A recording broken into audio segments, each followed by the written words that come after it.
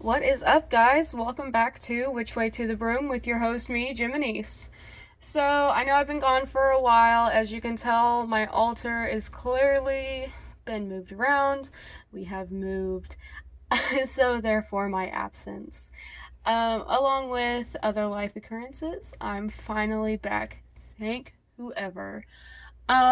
So let's dive right into episode 18.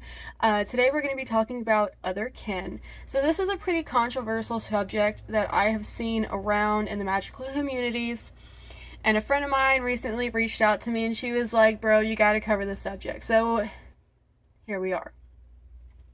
Okay, so there is this major misconception that other kin is who you are physically now as you are listening to this, as you speak. That is not the case.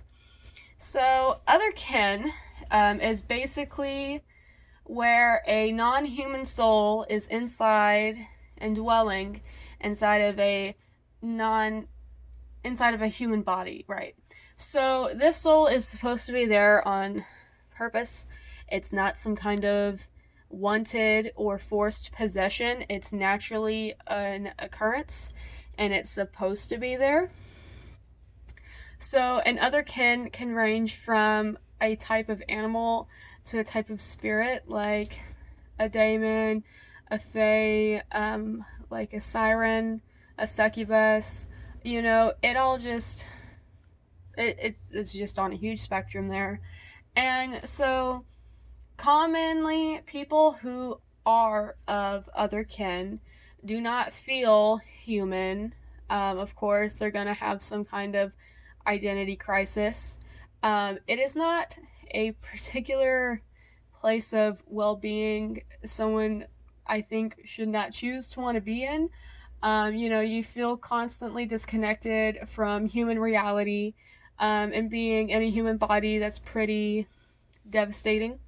Secondly, and then you have the, spiritual urges of your, I don't even know what to call that, of who your soul is. You have the urges of who that soul is.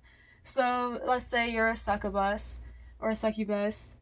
You have the urges of a succubus, but yet you are in a human body and have human limitations. You are not the other kin. Your human body is not the other kin. And while the other kin is you, while it's living in this corporeal state, your human body is not what the soul is. So like the succubus, the soul is the succubus, but your human body is not a succubus. It is a human.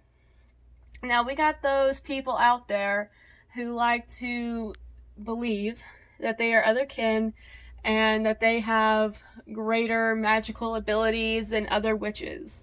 You have as great as magical abilities as much as you put the time, effort, and, spirit into what you do. It doesn't set you apart from anything else, because in the end, we're all energy beings. While some energy beings may be stronger than one another, you have to look at, well, how do they grow? What are their tactics? It's not about, oh, I was born this powerful. It's no, you've grown yourself to be that powerful. I'm getting off topic. Where was I going with this? Oh, right. Okay, so you have these other people who believe that they are more powerful than others, and that they are, let's say a deer. Let's say someone says that they're other kin and they believe that they are a deer, and they think like a deer, they move like one, they can track other members of a herd. I'm not sure where I'm going with this, but you kind of get the idea. But, it's not something that really is fanatical, I think. It's not something that should be desired by anybody due to the fact of what it actually is. I've known a few people in my lifetime who are other kin, and they go through a lot of self-struggle.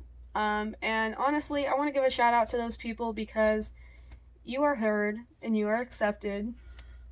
And it really is just difficult to be who you are in a world like this.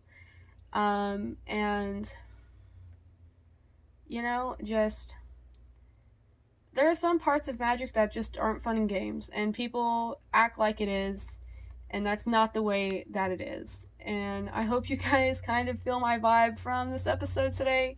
I know it's kind of short, but I just kind of wanted to brush it on like a nice glaze on a piece of ham.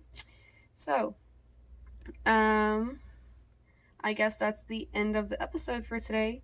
Thanks for listening in, you guys. Look forward to episode 19 next week. Hopefully we can get back on an original schedule, weekly or bi-weekly. Who knows?